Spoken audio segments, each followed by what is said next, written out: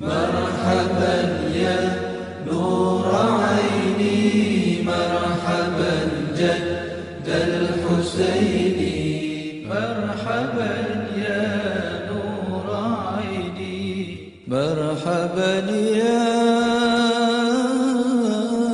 نور عيني.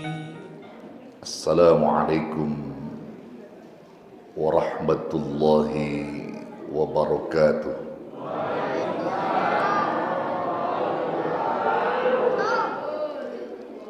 الحمد لله الذي أكرمنا بالإيمان وأعزنا بالإسلام ورفعنا بالإحسان. أحمده حمدا شاكرين وأتوكل عليه إنه يحب المتوكلين. والصلاة والسلام على سيد المرسلين وإمام المتقين سيد الغر المهجلين وقائد المجاهدين نبينا وشفيعنا وقرة أعيننا سيدنا ومولانا محمد وعلى آله وأصحابه وعلى من تبعهم بإحسان إلى يوم الدين. Amma ba'du. Al-mukarramun, para alim ulama, para asatiz wal ustadzat, para tokoh masyarakat sesepuh dan pinisepuh yang saya hormati dan muliakan, terlebih khusus segenap jajaran DKM, pengurus masjid Al-Muhajirin, Ustaz Haji Muhammad Ali, betul ya? Oh, Ali Muhayyad, ya, Ustaz Ali Muhayyad yang saya hormati dan muliakan. Akhi fillah wa sahibi fillah, Ustaz Silan Susanto, teman seperjuangan dakwah saya yang saya hormati dan muliakan, para aparatur pemerintah, lurah, dari camat, lurah, RW, ada RW? Ada ya. Lurah ada? Lurah. RT? RT ada? Ada. LMK apa? LMK ada LMK? Enggak ada? Ya. Dan semua Bapak Ibu yang hadir di malam ini, para pencinta ilmu dan pencinta Rasulullah sallallahu alaihi wasallam, yang insya Allah semuanya selalu dirahmati, dimuliakan, dicintai dan diridhai Allah. Amin ya rabbal alamin. Kita bersyukur kepada Allah di malam ini, malam Minggu, kita merayakan, memperingati hari lahirnya Nabi besar kita Muhammad sallallahu alaihi wasallam.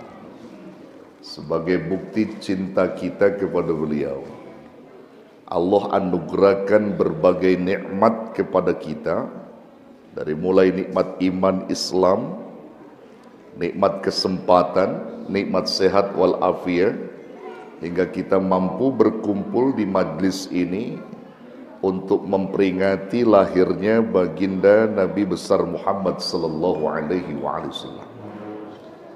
Ini merupakan tanda kasih sayang Allah kepada kita, di mana kita diberi sehat, diberi umur panjang, lalu kita mampu menyempatkan waktu kita untuk bisa hadir di majlis yang mulia ini.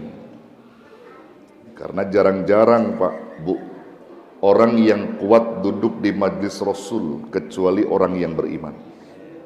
Kalau bukan orang beriman nggak kuat duduk di majlis Rasul. Orang-orang munafik nggak kuat duduk di majlis Rasul. Tapi orang beriman, insya Allah dengan kekuatan imannya dia akan tetap ikuti satu kegiatan yang mendatangkan ridha, rahmat serta kasih sayang Allah kepada kita. Nah, ini satu keuntungan yang luar biasa. Dan kebetulan kampung ini kampung apa namanya? Komplek apa? Villa Mutiara. Nah, judulnya aja udah kampungnya Villa Mutiara, luar biasa ini. Villa Mutiara. Mutiara itu julukan Nabi. Nabi itu kalau diumpamakan batu seperti batu mutiara. Sementara kita semua diumpamakan sebagai batu apa? Batu koral, batu bata. Kalau Nabi satu mutiara mahal harganya. Kalau kita batu bata berapa truk? Satu bata berharga enggak? Enggak berharga kita. Nah, ini Villa Mutiara menunjukkan kekhususan Rasulullah. Makanya dia cinta dengan Rasul. Villa Mutiara mengadakan di Masjid Al-Muhajirin. Nah, makanya yakin insya Allah orang-orang yang ada di masjid ini bakal diberkahin sama Allah. Bu, Ibu sehat? Sehat ya. Ada yang kena COVID nggak? Nggak ada ya? Ya, emang COVID jahat banget ya Bu. Ya, COVID. Tapi insya Allah kalau orang-orang yang beriman tuh selalu berpikir positif. Apa yang diturunkan Allah tuh nggak ada yang nggak bagus. Insya Allah bagus. Ya. Di COVID itu bukan semata-mata datang begitu aja. Kalau nggak diizinin sama Allah nggak datang, betul? Ya, nah ini makanya saya mau angkat tentang masalah akidah, akhlak yang kaitannya itu semua. Ya, yang kaitannya dengan masalah-masalah yang terjadi. Nah, ini semua adalah ilmu dari Rasulullah Sallallahu Alaihi Wasallam. Kalau malam ini saya bacakan sirah nabawiyah dari mulai lahirnya beliau sampai wafatnya beliau, nggak akan habis 3 malam, bahkan 7 malam pun nggak bakal habis gitu. Jadi Bapak Ibu tinggal dibaca saja. Tapi saya ingin ambil pokok poin dari maulid ini. Jadi pokok yang menjadi pokok maulid itu apa? Ya. Bapak Ibu Saudara yang dirahmati Allah, ada 3 pokok kebajikan.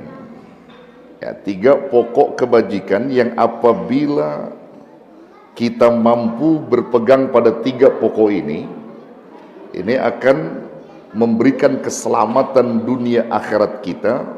Bahkan kita sebagai orang-orang yang beriman benar-benar merasakan manisnya dan lezatnya iman. Kalau kita sudah punya 3 poin ini, ya 3 pokok kebajikan ini, maka insya Allah segala apa yang kita lakukan, segala apa yang kita perbuat, bahkan segala apa yang didatangkan oleh Allah, maka kita akan menerima dengan khusyuk, menerima dengan ikhlas, bahkan tidak pernah kita seudon dengan Allah, bahkan memberikan faedah yang berarti dalam aktivitas kita.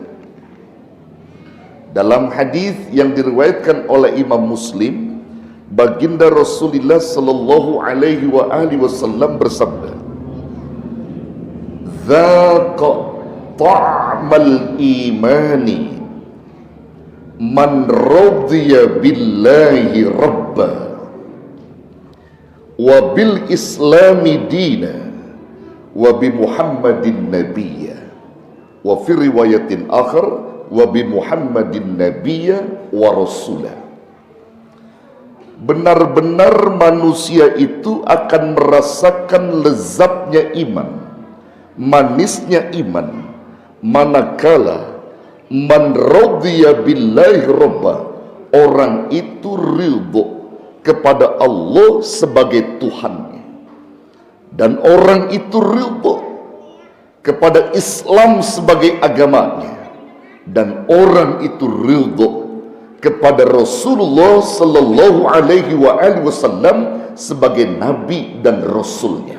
Kalau 3 komponen besar ini kita sudah meridhoinya dan kita sudah terima dengan senang hati, yakinlah segala aktivitas perbuatan-perbuatan kita akan menurunkan barokah, akan menurunkan ketenangan, bahkan memberikan faidah yang berarti yang menunjukkan keselamatan diri kita minad dunia ilal akhirah. Ini sering kita dengar akidah ini, namun bagaimana konsep penjabarannya, ini yang belum kita dengar. Yuk kita bahas satu-satu. Bu, ngantuk ya? Nah, kalau saya ngaji begini nih Bu, ya, ilmu yang saya sampaikan. Nah, jadi biar pulang nanti itu benar-benar meresap keilmuannya, betul? Ya. Nanti Ibu dengar, nanti Bapak dengar. Ya, yang pertama tadi apa? Orang akan merasakan lezatnya iman, manisnya iman, manakala dia ridho Allah sebagai Tuhannya. Lalu bagaimana konsep ketika kita ridho Allah sebagai Tuhan? Maka yang disebutkan dalam kitab-kitab ulama salafus saleh, bahwa ketika manusia mengakui Allah sebagai Tuhannya, maka segala apa yang diperintahkan oleh Allah, segala apa yang dilarang oleh Allah, ketika perintah itu datang kepada mereka, sami'na wa ata'na, dan segala apa yang dilarang oleh Allah, maka dia tinggalkan dengan keikhlasan hatinya dan tidak merasa berat ketika meninggalkan satu bentuk kemaksiatan, dan mereka akan ridho dan ikhlas dikala melaksanakan segala apa yang diperintahkan oleh Allah. Bahkan mereka menerima segala apa yang telah diputuskan oleh Allah, baik buruknya, kecil besarnya, dia ridho. Ini konsep orang yang mengakui Allah sebagai Tuhan. Nah, ini saya tanya nih, Ibu kira-kira datang COVID ridho enggak? Ayo saya tanya, bapak-bapak, nih COVID didatengin nama Allah, ridho enggak kira-kira? Pak, ridho enggak? Ridho. Kalau orang yang ridho biasanya enggak kena. Kalau orang yang ridho didatengin COVID, karena yang datengin siapa? Allah. Wa ma asabaka min musibatin illa biiznillah. Tidak ada musibah yang datang ke muka bumi ini yang menimpa kalian kecuali karena izin Allah. Ini COVID karena izin Allah bukan? Izin Allah. Sekarang datang COVID, ridho enggak? Jawab, ridho enggak? Yang enggak jawab kena COVID nanti. Kalau kita kembali kepada Allah, apa yang tidak manfaat? COVID adalah izin Allah untuk mengetes dari mana iman kita, sejauh mana kita memandang itu semua. Apakah datangnya COVID lantas kita suudzon dengan Allah, buruk sangka dengan Allah, atau justru kita malah husnudzon dengan Allah? Ini akan dicoba keimanan kita. Setiap apa yang terjadi di muka bumi ini, Allah akan coba itu semua, bagaimana mereka menyikapi akan datangnya musibah itu. Allah. Orang kalau udah ridho sama Allah nggak ada jeleknya, Pak. Nggak ada jeleknya. COVID aja masih dibilang bagus kok. Banyak hikmah. COVID diturunkan Allah. 78% pelacur-pelacur di Indonesia bertobat nasuha. COVID didatangkan Allah, para pemabuk-pemabuk 70% tobat karena Allah. Ada hikmahnya enggak? Ada hikmahnya enggak?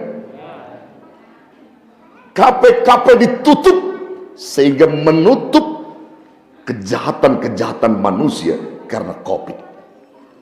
Pelacur tobat, saudara, karena dia enggak operasi lagi karena gara-gara COVID. Banyak hikmah. Nah, kalau gitu saya tanya Bapak Ibu sekalian, COVID mau terus-terusan nggak?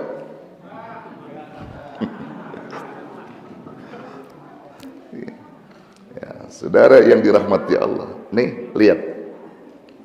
Kita ridho Allah sebagai Tuhan kita. Apa yang diputuskan oleh Allah, kecil besarnya, dikit banyaknya, semua itu keputusan Allah. Maka Allah akan ridho. Makanya sebenarnya konsep hidup kita itu kan apa, saudara? Konsep hidup kita yang sesungguhnya yang disebutkan Allah dan Rasulnya apa? Mardhotillah, mencari keridhaan Allah. Nggak ada lain, saudara. Hidup kita mencari keridhaan Allah. Cuman kadang-kadang manusia begini, Bapak Ibu sekalian, pandai menuntut kepada Allah, meminta supaya Allah ridho dengan dia. Tapi kebanyakan manusia enggak pernah pandai menuntut pada dirinya akan ketetapan Allah yang diturunkan, sehingga dia tidak pernah ridho dengan ketetapan Allah. Dia pandai meminta, menuntut ridhonya Allah, tapi dia enggak pandai menuntut keputusan Allah untuk dia ridhoi. Mereka mencari, ya Allah ridhoi kami, ya Allah ridhoi kami, ya Allah ridhoi kami. Tapi dia enggak pandai ketika Allah putuskan kepada dia, dia tidak ridho. Bahkan dia marah dengan Allah. Ada yang begitu? Ada yang begitu? Ada. Yuk, saya mau kasih analisis.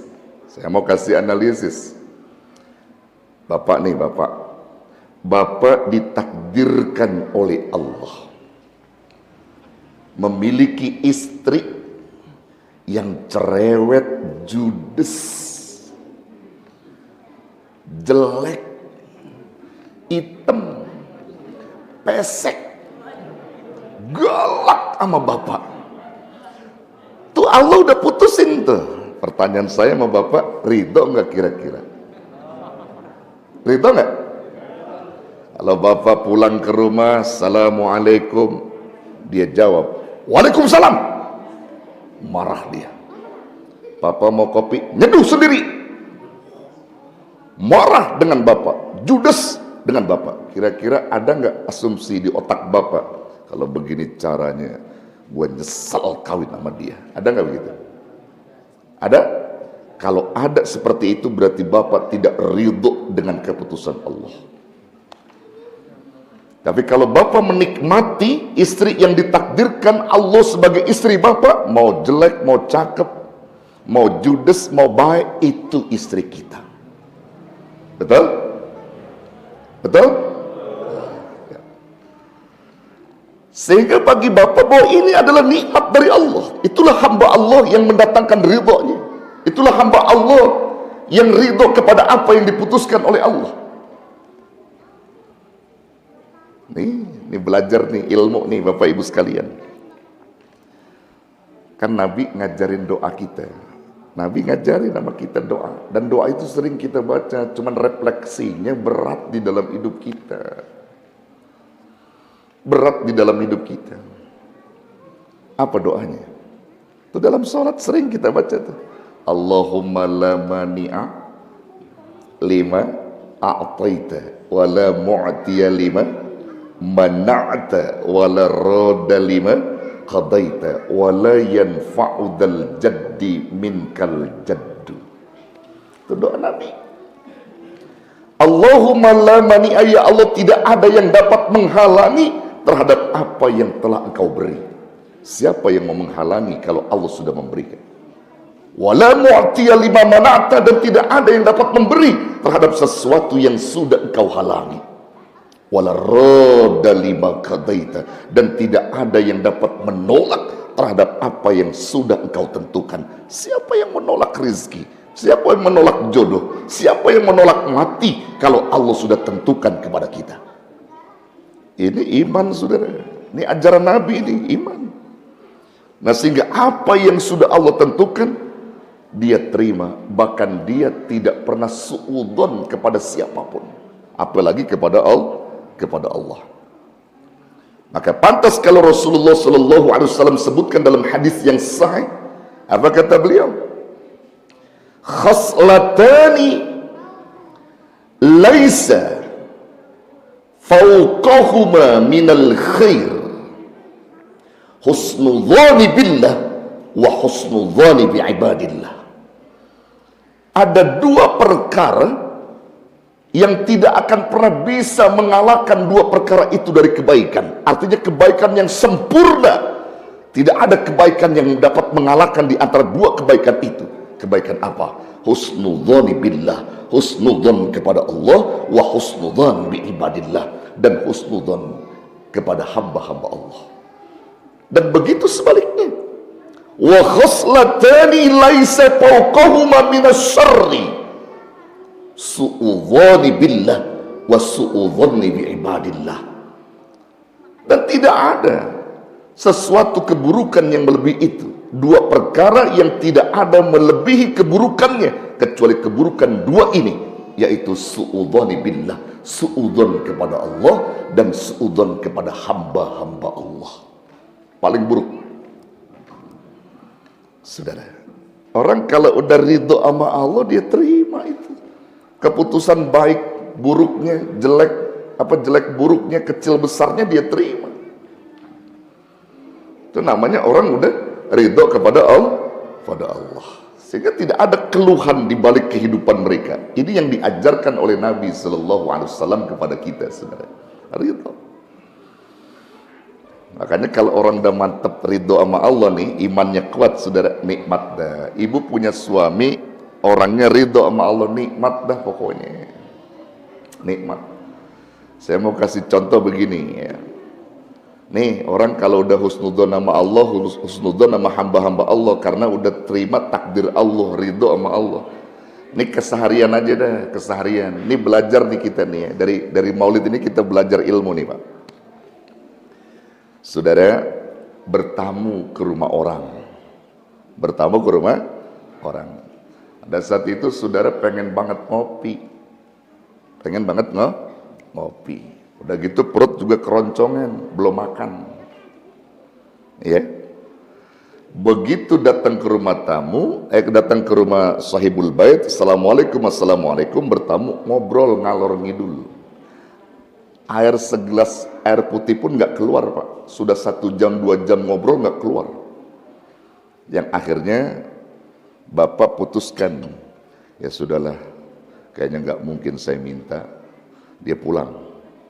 Nah, begitu pulang dari bertamu itu, nah ini jadi pertanyaan. Pertanyaan saya, apa yang ada di otak Bapak dan Ibu ketika bertamu tidak dikasih air putih? Ayo, ini ngaji nih, ini lagi ngaji kita. Ayo, ngedumel, dongkol, apalagi. Ayo Pak, kumpulin aja. Hah? Ini yang jeleknya dulu nih. Apa dulu? Ngedumel ya. Ibu apa Bu? Ibu bilang pasti tuh orang nggak ngerti adab, nggak ngerti ilmu, betul? Nggak memuliakan tamu, betul nggak? Semua otak kita mesti digiring ke situ. Nah ini yang keliru. Bagaimana yang betul? Kalau orang itu udah ridho kepada Allah, maka dia akan mantapkan doa Nabi tadi.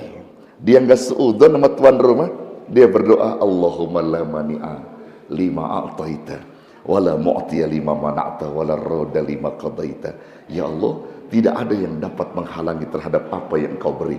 Tidak ada yang dapat memberi terhadap apa yang Kau halangi, dan tidak ada yang dapat menolak terhadap apa yang telah Engkau tentukan. Hari ini mungkin Kau sedikit menghalangi kepadaku tentang rezekiku, walaupun dengan segelas air putih Kau halangi itu. Aku yakin di balik itu semua ada hikmah, dan aku akan dapatkan bergelas-gelas air putih di kemudian hari. Aku yakin ya Rabb, hambamu itu adalah hamba terbaik. Mungkin saja dia lupa dan khilaf, tapi aku yakin dia adalah sahibul bait yang baik. Itu baru orang yang ridho dengan Allah. Bisa begitu?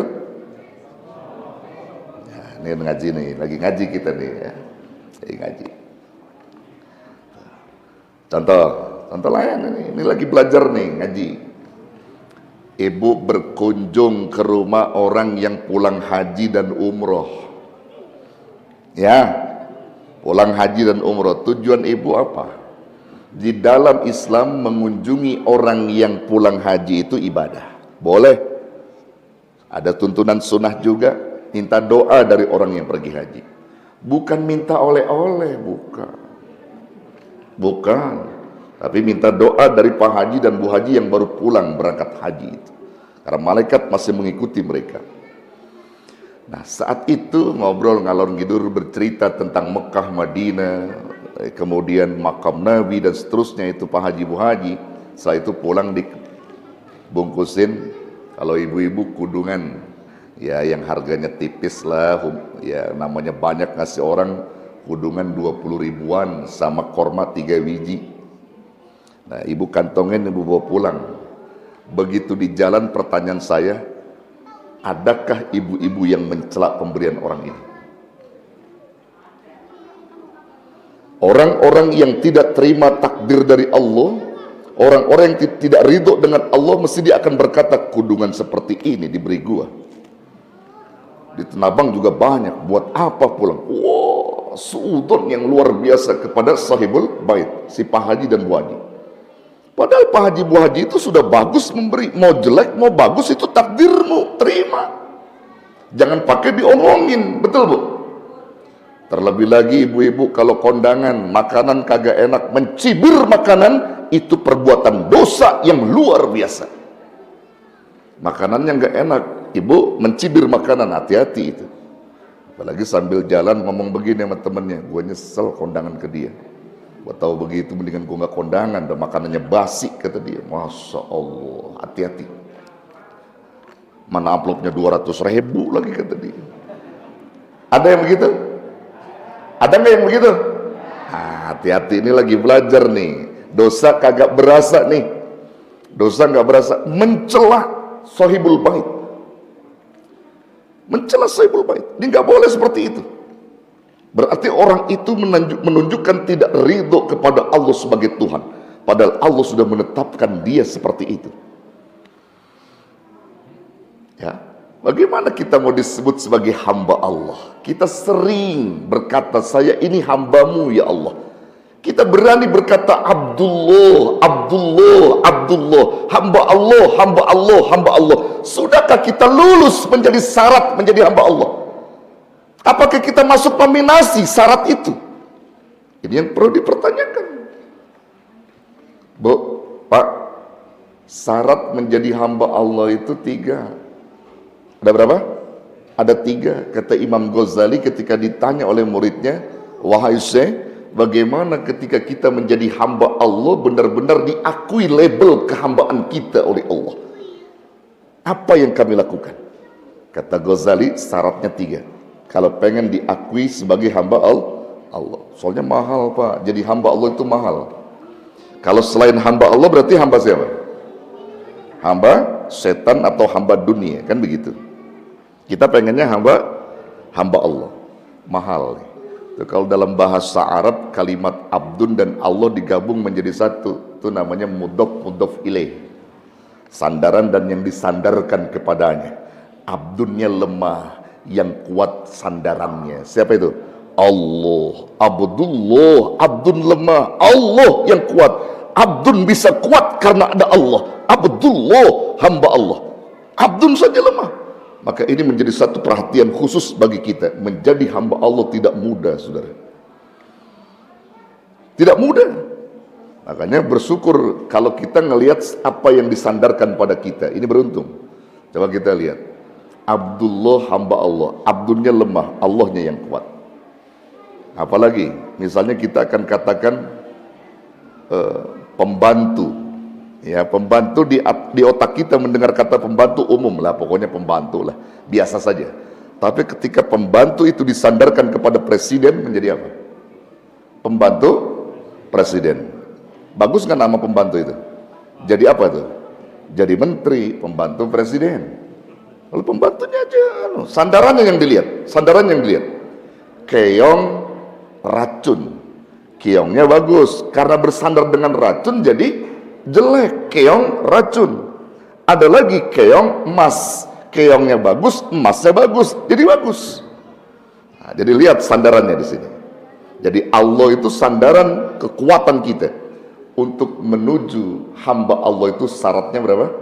3. Pertama, syarat menjadi hamba Allah itu adalah ar-ridha bil qada'i wal qadari wa qismati. 1. Ridha kepada apa yang sudah ditentukan oleh Allah baginya. Tentang keputusan Allah kepadanya, dia ridha. Dan ridho pula tentang pembagian rizki yang sudah Allah tetapkan kepada dia. Ar-ridho bil qada'i wal qadari wa qismati. Dibagi sama Allah, mau dikit mau banyak dia ridho, dia nggak ngeluh. Itu baru syarat jadi hamba. Sehingga dia nggak pernah mengeluhkan siapa yang memberi. Nah, Bapak Ibu saya tanya, Bu, Ibu ditakdirkan punya suami, gajinya itu sebulan 10 juta, ridho nggak? Bu, saya tanya Ibu, ridho nggak suami ditakdirkan Allah gajinya 10 juta? Ridho banget. Kalau duit aja mata duitan lo udah oke aja lo. 10 juta. Sekarang keputusan Allah berubah. Andai suami ibu ditakdirkan oleh Allah gajinya sebulan 250 ribu, ridho nggak? Nah, dia bingung dah. Bingung jawabnya dia. Bingung jawabnya dia. Kalau giliran yang gede-gede baru ridho. Ya, bingung. Kalau kita mau jadi hamba Allah kudu ridho. Jangan kita keluhkan. Kita harus ridho jadi hamba Allah. Yang diputuskan memang rizkinya seperti itu. Usaha, doa sudah, ridho udah. Tawakal kepada Allah, jangan mengeluhkan apa yang diberi oleh Allah Subhanahu wa ta'ala. Ini belajar Pak, di ridho. Apa yang diputuskan Allah, ridho. Makanya kalau orang udah ridho sama Allah, beres deh urusan. Ibu ridho sama Allah, punya suami jelek, terima udah pokoknya. Dia sayang sama suaminya begitu. Bapak ridho sama Allah punya istri cakep, ridho bapak pastinya. Ridho nggak kira-kira? Tuh, kalau cakep aja ridho loh. Ya. Saudara yang dirahmati Allah, nih harus terima apa yang diputuskan oleh Allah. Kemudian apa lagi saudara? Syarat yang kedua kata Imam Ghazali apa? Asyukru ala na'mai. Bersyukur atas nikmat yang dilimpahkan Allah. Jadi nikmat-nikmat yang diberi sama Allah, dia pandai mensyukurinya saudara. Dia syukur dengan nikmat itu. Dia ucapin alhamdulillah, lalu dia wujudkan lewat ibadah. Itu syukur yang benar. Asyukru sarful abdi jami'a ma an'amallahu alaih ila ma khuliqa min ajri. Itu definisi syukur kata ulama. Jadi syukur itu adalah mendaya gunakannya potensi nikmat dari Allah kepada seorang hamba, lalu digunakan untuk berbakti dan beribadah kepada Allah. Syukur akan nikmat yang diberi. Syarat yang ketiga, wasabru alal balai. Sabar atas apa yang ditimpakan oleh Allah. Musibah-musibah terjadi, sabar. Banyak sabar, ini semua karena Allah. Banyak sabar. Covid terjadi, sabar. Banjir terjadi, sabar. Mohon pada Allah Subhanahu wa ta'ala, dia sabar. Makanya sampai Allah ngancem kita dari 3 kalimat tadi itu, ridho, syukur, sabar. Itu diancam sama Allah. Kalau manusia nggak pernah ridho, nggak pernah syukur, nggak pernah sabar, apa kata Allah dalam hadits kursi apa? Man lam yardho ala qadai wa lam yashkur ala na'mai walam yasbir ala balai falyattakhid rabban siwai. Siapa orang yang tidak ridho atas keputusanku kata Allah, dan tidak bersyukur akan nikmatku, tidak bersabar akan ujian yang kutimpakan, falyattakhid rabban siwai. Silakan cari Tuhan selain aku. Kira-kira ada nggak Tuhan sebijak Allah? Kira-kira ada nggak Tuhan sebaik Allah? Nggak bakal kita temui Allah. Nah, kalau Allah sudah ngancam begitu, bingung kita mau cari kemana ini Tuhan kita. Allah yang paling baik, Allah yang paling sempurna. Tidak ada Tuhan selain Dia. La ilaha illallah. Ini yang diajarkan Rasulullah. Makanya konsep maulid kalau udah masuk ke situ udah nikmat. Nikmat konsep maulid kalau udah masuk tuh kata ridho tadi itu pada Allah. Udah nikmat. Nah, masuk yang kedua. Kalau kita tadi dikatakan ridho kepada Allah sebagai Tuhan, kemudian ridho Islam sebagai agama kita. Apa maksudnya? Meridho Islam sebagai agama kita. Di situ banyak disebutkan orang yang ridho Islam sebagai agamanya, maka dia siap mengagungkan dan menyebarkan siar-siar Islam di muka bumi ini. Dia mampu menegakkan kebenaran tentang Islam. Dan dia yakin bahwa Islam sebagai agama yang dimuliakan oleh Allah dan tidak pernah malu di dalam menyebarkan siar-siar agama Allah, yaitu Islam. Jadi kita nggak boleh takut untuk menyebarkan Islam. Menegakkan kebenaran adalah satu perintah dari Allah Subhanahu wa taala. Ini Islam mengajarkan kita. Ya, Bu. Bu. Ibu. Islam ngajarin kita seperti itu, Ibu. Kalau Ibu mengakui Islam sebagai agama, maka apa yang diajarkan Islam itu? Sebut saja dah, Islam kecil-kecilnya tuh ngajarin doa kepada kita. Itu Islam tuh. Kalau Ibu ngaku Islam, mesti doa-doa di dalam Islam mesti Ibu paham itu. Bu, makan diajarin doanya. Mau minum diajarin doanya, mau ke kamar mandi diajarin doanya, keluar kamar mandi diajarin doanya, mau pergi diajarin doanya sama Islam. Sampai berhubungan badan sekalipun diajarkan oleh Islam. Ayo saya tanya Bapak Ibu sekalian, selama ini Ibu beragama Islam, kalau ibu bapak hubungan badan nih, suami istri, kira-kira baca doa nggak? Tuh ya, baca bismillah yang gampang deh ya. Ada doanya, doa khusus berhubungan badan. Udah hafal Bapak? Bapak udah hafal belum?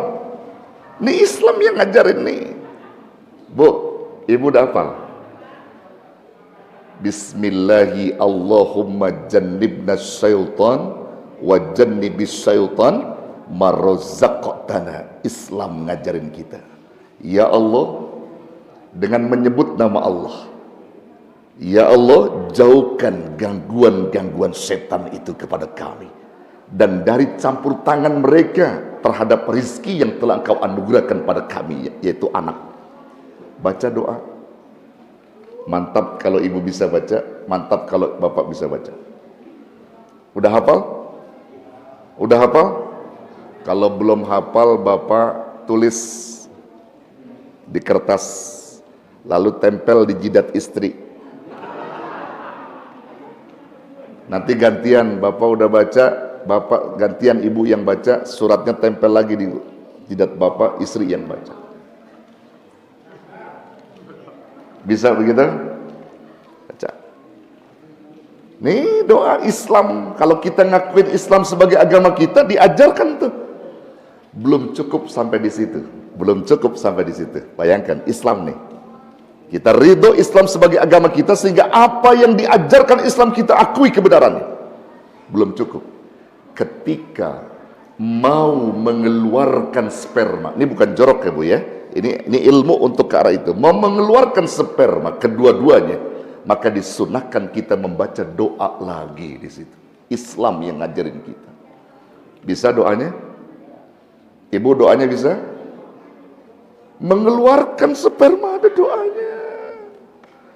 Untuk mencetak generasi-generasi soleh dan solehah. Itu ada dalam surah Ar-Ra'd kalau nggak salah ya. Nanti dicari ayatnya itu. Tapi kita bacanya di hati saja.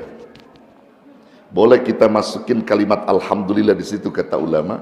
Alhamdulillahilladzi khalaqa minal ma'i basyara faja'alahu nasaba wa sihra wa kana rabbuka qadira. Masya Allah. kenikmatan yang luar biasa. Allah ridho, bahkan seluruh malaikat ridho kepada manusia yang membaca doa macam itu. Ya bapak-bapak, saya tanya, selama ini ngebaca nggak? Bapak-bapak, baca nggak tuh doa? Bagaimana kita mau ridho Islam sebagai agama kita kalau kita saja sudah melupakan semua tuntunan-tuntunan Islam, dari mulai terkecil doa tadi itu. Makanya ajaran Rasul yang bagus ketika Islam sebagai agama kita ridho, Bapak Ibu sekalian. Kita ridho. Contohnya apa? Nabi ngajarin kita, kalau Bapak sebelum hubungan badan itu ada tuntunan sunnah. Kata Nabi, wudu dulu, berwudu. Suami berwudu, istri berwudu. Masya Allah, Islam sempurna ngajarin kita. Setelah berwudu selesai, ngapain? Ngapain, Bu? Sholat 2 rakaat. Udah kunci pintu aja ente. Sholat 2 rakaat. Sholat sunnah 2 rakaat. Sudah sholat sunnah 2 rakaat,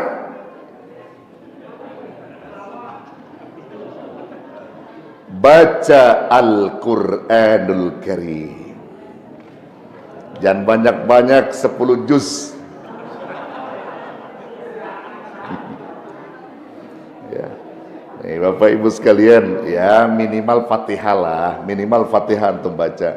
Baru tuh, setelah itu dimulai pertempuran keberkahannya dimulai. Maka saat itu juga sebelum dimulai, Nabi ngajarin kita. Apa kata Nabi? Idza ata'a ahlaka, apabila engkau hendak mendatangi istrimu, hendak berhubungan badan, fastur bisawbak, maka tutup badanmu dan istrimu dengan selimutmu. Tutup, jangan vulgar begitu aja. Itu Islam ngajarin kita. Sunnah dapat pahala. Pertanyaan saya, Bapak Ibu selama ini bagaimana? Moto aja moto banget. Masya Allah, Masya Allah. Ini kan Islam nih ajarannya, Pak. Iya dong, kita kalau ridho Islam sebagai agama kita kudu paham itu. Kudu paham kita. Jangan buka begitu aja. Malu sama malaikat, kata Nabi. Malaikat hadir di situ. Ini kadang-kadang ya, Masya Allah, itu luar biasa Islam ngajarin kita ya. Ridho Islam sebagai agama kita. Nah baru yang terakhir, yang ketiga, konsep yang ketiga, ridho Rasul sebagai Nabi dan Rasul kita. Bagaimana konsep keriduan kita terhadap Nabi dan Rasul? Maka di situ dikatakan, ikuti segala apa yang diperintah Rasulullah. Perintah-perintahnya ikutin. Bahkan sunnah-sunnahnya hidupkan. Hidupkan sunnah-sunnah beliau. Kalau kita mengaku cinta Nabi itu sebagai ridho sebagai Nabi kita, maka kita lakukan segala apa yang diperintah. Memperbanyak sholawat dalam kehidupan kita, dan bahkan kita lakukan apa yang diperintah dan dijauhkan apa yang dilarang dari Rasulullah. Lakukan. Kalau kita sudah mencintai Rasulullah, maka sudah pasti kita mencintai Allah. Qul in kuntum tuhibbunallah fattabi'uni yuhibbukumullah. Katakan Muhammad, jika engkau mencintai Allah, ikuti Rasul, maka niscaya kau akan mencintai Allah dan akan dicintai oleh Allah. Kalau kita udah ngikutin Rasul, pasti cinta Allah akan datang sama kita. Ikutin Rasulullah. Semuanya itu. Makanya sampai ada tuntunan-tuntunannya. Rasulullah itu akhlak yang tidak akan pernah bisa dibarengi dengan apapun. Artinya Rasulullah itu sebagai barometer kebajikan itu Rasulullah. Makanya beruntung kalau kita jadi manusia menjadi barometer tolak ukur kebaikan orang lain kepada kita. Itu beruntung kata Nabi. Contoh begini, Nabi sebagai barometer kebajikan, Pak. Kalau kita membaca akhlakul karimah, maka teringat di otak kita tentang Nabi. Karena tidak ada akhlak yang paling sempurna kecuali Rasulullah sallallahu alaihi wasallam. Tidak ada budi pekerti yang luhur sebagus Rasulullah sallallahu alaihi wasallam. barometer kebajikan pada diri Rasulullah. Lalu ketika kita membaca tentang khusyuknya salat, teringat Rasulullah. Kenapa? Karena Rasulullah adalah orang yang paling khusyuk di dalam salatnya. Dikala kita membaca tentang sedekah, ingat Rasulullah, karena Rasulullah adalah orang yang paling dermawan, orang yang paling ahli sedekah. Sampai wafatnya beliau tidak memiliki harta sepeser pun, dan gelap lampunya, mati, banyak minyaknya habis, lantaran habis disedekahkan oleh Rasulullah sallallahu alaihi wasallam. Obsesi kebaikan itu ada semua pada Rasulullah. Maka beruntung kalau ibu menjadi barometer kebaikan bapak. Beruntung. Kenapa dikatakan beruntung? Beruntunglah ibu itu. Karena ibu menjadi barometer kebaikan atas suaminya. Ibu murah senyum, ibu ahli sedekah, ibu ahli tahajud, ibu ahli qiraah, ibu ahli zikir, ibu ahli di dalam sosial. Wah, di mata suami ibu itu sempurna. Maka di saat suami melihat perempuan yang memakai jilbab rapi, berbusana muslimah, lalu kemudian perempuan itu murah senyum, langsung otak suami berkata, itu istri gua banget. Istri gua banget itu. Perempuan ahli zikir, langsung terpikir oleh suaminya, istri gua ahli zikir. Perempuan ahli qiraah, terobsesi, istri gua ahli qiraah. Sehingga tidak ada pandangan suami kecuali menjadi barometer istrinya di dalam kebaikan itu. Beruntunglah hai seorang istri ketika menjadi barometer kebaikan atas suaminya. Tapi rugi dan celaka ketika seorang istri menjadi barometer keburukan atas suaminya. Celaka ketika melihat perempuan cemberut mulu, langsung bini gua banget itu. Ketika melihat perempuan marah-marah mulu, langsung otak suami, bini gua banget. Ketika ada perempuan ngerong-ngerong suami, minta duit mulu, minta duit, bini gua banget. Ketika ada istri ngelawan suami, langsung bini gua banget itu. Maka jeleklah ibu kalau seperti itu. Jelek. Begitu juga bapak sama. Kalau menjadi barometer kebaikan istri, beruntunglah bapak. Beruntung. Kenapa? Setiap kali ibu melihat laki-laki yang ahli sedekah, teringat bapak, suami gua itu. Ketika laki-laki ahli ibadah, ingat bapak, suami gua itu. Ketika laki-laki itu ahli tahajud, ingat suami gua itu. Ketika ada laki-laki ahli qiraah, ingat suaminya, suami gua itu. Tapi rugi dan celaka ketika bapak menjadi barometer keburukan atas istrinya. Ketika ibu melihat laki-laki yang kerjanya tidur mulu tidur, suami gua banget. Ada laki-laki yang kerjanya ngopi, mancing, main catur, laki-laki gua banget itu. Suami gua banget. Itu jadi jelek. Barometer hal yang demikian itu. Makanya bentuk diri kita menjadi barometer kebaikan atas orang lain, atas istri kita, atas suami kita. Ini maulid mendidik kita untuk membentuk barometer kebaikan, saudara. Yang tadi 3 hal yang saya sebutkan tadi itu akan menghantarkan barometer kebajikan buat kita. Bu, makanya jangan salahkan bapak ya bu. Kalau ibu menjadi barometer keburukan bapak, lalu bapak melihat wanita lain, lalu sampai menikahi wanita lain, jangan salahin bapak ya. Karena ibunya kudu koreksi barometer keburukan. Kalau ibunya baik dengan bapak, yakin bapak semakin cinta dan sayang kepada ibu. Kalau suami pulang, assalamualaikum, kata suaminya waalaikumsalam, abang pulang.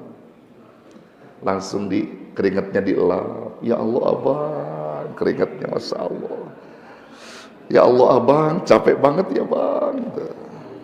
Terus dibukain bajunya, dibukain celananya, ya, dipakein anduk, suruh kamar mandi dah.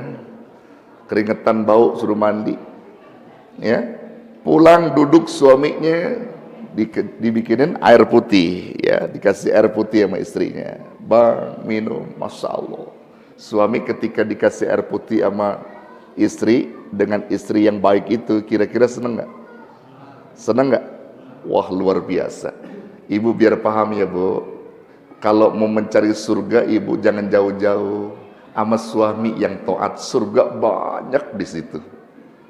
Ya Bu, satu gelas air putih yang ibu berikan kepada suami yang taat, Masya Allah, kata Nabi akan menggugurkan 1000 dosa dan mendatangkan 1000 pahala dan rahmat dari Allah. Masya Allah.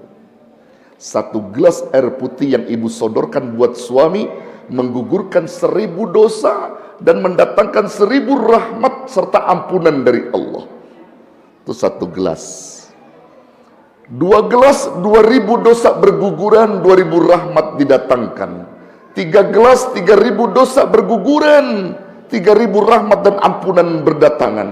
Kalau ibu pengen diampuni jutaan dosa dan didatangkan jutaan rahmat serta ampunan, maka galon-galonnya bawa, suruh minum suaminya.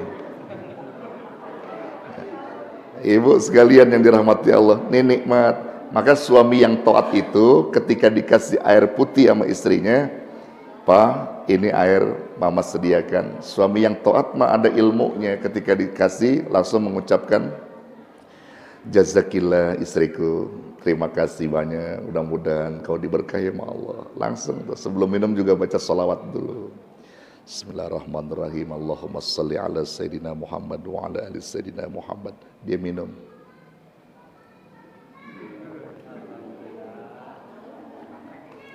Alhamdulillah. Sunnahnya 3 kali. Bismillahirrahmanirrahim. Alhamdulillah.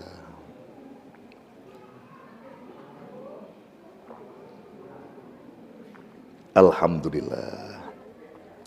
Berkah ya kamu istriku, mudah-mudahan nanti di surga bareng sama papa.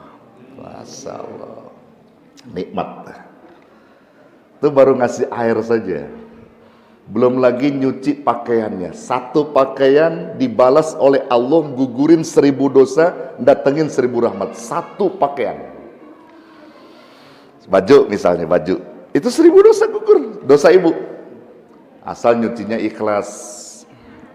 Nyucinya ikhlas, jangan nyucinya sambil merengut. Jangan, nggak boleh.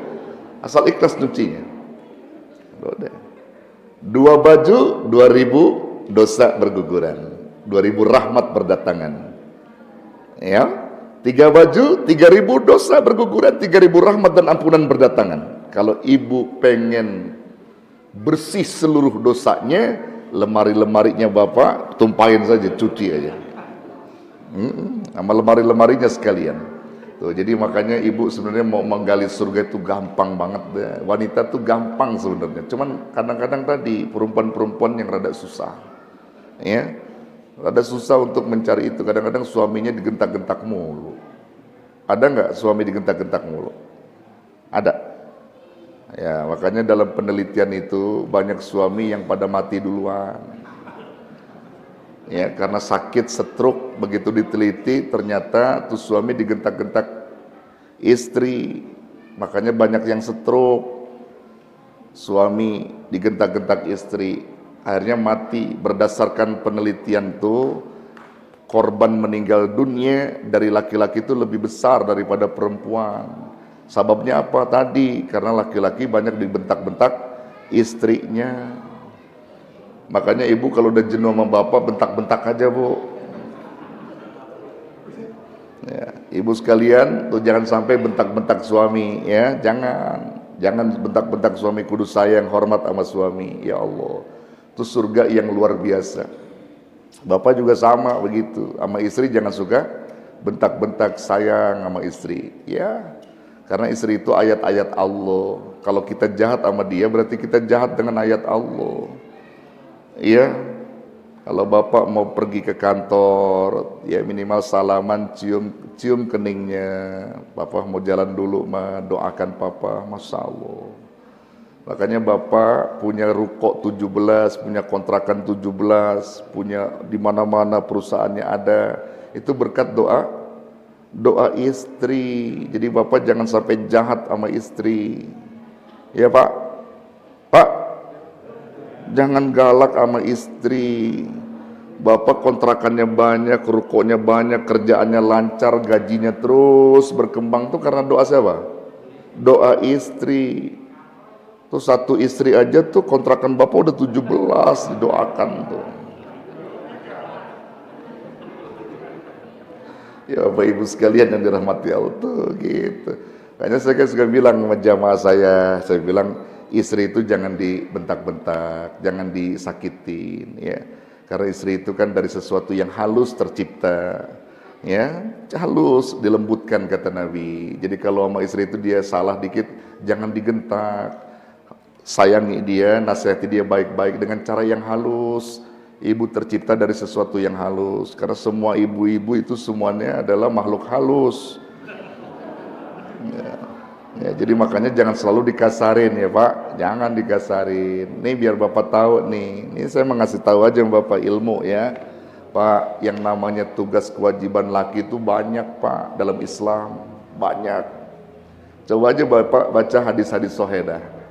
Iya tuh semuanya tertumpah sama kita laki-laki. Cuma selama ini kan Bapak dibantu sama ibu, itu yang harus terima kasih kepada istri kita.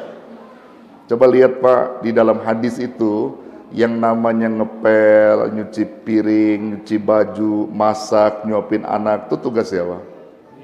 Tugas siapa? Bu, tugas siapa? Tugas Bapak dalam hadis. Iya, ngepel, nyuci baju, ya, ngeriska, kemudian masak, itu tugas Bapak, bukan ibu. Ini biar Bapak tahu nih, ini ngaji nih. Ini saya bela nih Bu, tenang aja Bu, karena memang ada hadis. Ya, saya ngomong nih berdasarkan hadis. Ya, jadi ngepel, nyuci baju, neriska, masak tuh tugas siapa? Bapak, suami. Jadi selama ini siapa? Ibu tuh. Terima kasih Pak. Nyuapin anak tuh tugas Bapak, bukan ibu. Kalau gitu Kiai, ibu itu istri tugasnya apa? Cuman satu dalam hadis. Taat sama suami. Kalau suami bilang ngepel Bu, ngepel. Kalau suami bilang masak Bu, masak. Kudu taat sama suami. Ya Bu, Bu, bisa begitu? Iya. Dia udah demen banget tadi itu, udah demen ya. Yang penting taat sama suami ya. Taat aja sama suami, insya Allah berkah gitu ya. Makanya dengan maulid ini insya Allah hidup kita bakal berkah. Bapak-bapak, ibu-ibu kan semuanya pengen hidupnya selamat, betul? Hidupnya pengen dimudahin ya, bukan pengen dipersulitkan gitu. Kalau kita pengen dimudahin gampang, kuncinya udah ada. Makanya saya sampaikan kepada jamaah-jamaah saya, hidup itu enjoy, santai saja, tergantung kita sebenarnya hidup itu. Allah itu akan melihat bagaimana kita. Kalau kitanya baik sama orang, udah menjalankan apa yang diperintah, udah beres urusannya. Ayo saya tanya Bapak Ibu, hidupnya pengen dimudahin gak sama Allah? Pengen gak? Pengen ya? Gak pengen dipersulit? Gak pengen? Gak pengen dipersulit, pengennya mudah, berkah, betul? Kalau ibu bapak pengen hidup berkah, hidupnya supaya terus dimuliain sama Allah, dikasih terus kemudahan, syaratnya cuma 3. Ada berapa? 3 tuh ada dalam Quran. Kalau ibu pengen dipersulit, bapak pengen dipersulit, sababnya juga 3. Tuh, kembalinya sama kita. Makanya saya tanya, bapak ibu pengen dipermudah apa dipersulit? Permudah. Kalau dipermudah ikutin Quran, buka surah Al-Lail. Surah Al-Lail buka. Ayat 5, 6, 7 menceritakan tentang kemudahan. 8, 9, 10 menceritakan tentang kesulitan dan sebab-sebabnya. Coba lihat, kalau kita pengen hidup mudah dan terus diberkahi sama Allah, syaratnya 3. Pertama, fa'amman a'ta dulu. Apa itu a'ta? Dermawan, pemberi, dermawan.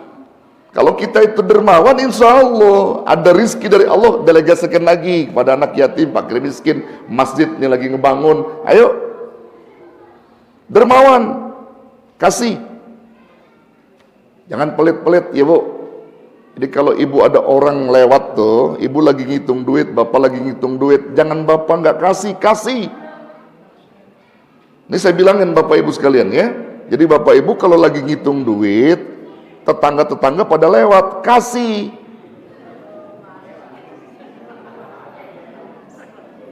Hah? Kasih lewat. Nih ya. Jadi atau dermawan, jangan pelit sama orang. Ayo dermawan, sababnya pengen dimudahin dermawan. Setelah dermawan, wattaqo, bertakwa kepada Allah. Bagaimana kiai ukuran orang takwa? Ulama mengatakan sulit mendeteksi orang takwa, maka sebagai mudahnya kata ulama, ambil aja. Bisa disebut takwa orang itu manakala 5 waktu yang diperintah dia nggak pernah tinggal. Maka 5 waktu yang diperintah dia nggak pernah tinggal, maka dia adalah orang takwa. Itu jaminan ukuran. Emang kalau mendeteksi takwa secara sempurna sulit. Maka sebagai jaminan ketakwaan orang itu adalah 5 waktu dia nggak tinggal, dia orang takwa. Maka kalau kita sudah a'ta wattaqa, 5 waktu kita nggak tinggal, itu sebagai satu sebab, 2 sebab akan mempermudah rezeki kita. Yang ketiga adalah wasaddaqa bil husna, dia membenarkan pahala terbaik dari Allah, husnudzon kepada Allah, nggak pernah suudzon. Dia benarkan, selalu berdoa, berzikir. Kalau udah seperti itu, janji Allah apa? Fasanu yassirhu lil yusra, maka kami bakal sediakan jalan kemudahan bagi dia. Allah udah janji itu pasti. Makanya kalau orang pengen pilih sulit, kembalinya sama dia juga. Pilih mudah juga sama. Nah, orang yang pengen dipersulit, sebabnya 3 kata Allah. Kalau orang yang hidupnya susah, sulit gitu, itu 3 sebabnya menyebabkan dia sulit. Apa itu? Pertama, wa amma mambakhila, orang itu kikir pelit. Kalau orang pelit itu bertanda dia akan mempersulit dirinya. Pelit. Makanya jangan pelit-pelit ya Bu. Bakhil. Kemudian yang kedua, wastagna, merasa cukup, nggak butuh Allah, nggak perlu sholat. Perlu dia bilang apa? Saya nggak sholat juga, rezeki saya banyak kok. Wastagna, merasa cukup, dia sombong. Wa kadzdzaba bil husna, lalu dia dustakan pahala terbaik dari Allah. Dia dustakan semua. Maka jangan salahkan Allah kalau hidup dia itu fasanu yassiruhu lil usra, maka kami sediakan baginya jalan kesulitan. Orang yang demikian kagak ada berkahnya hidup. Walaupun kontrakan banyak, duitnya katanya di bank, rungsing aja pikirannya, pusing.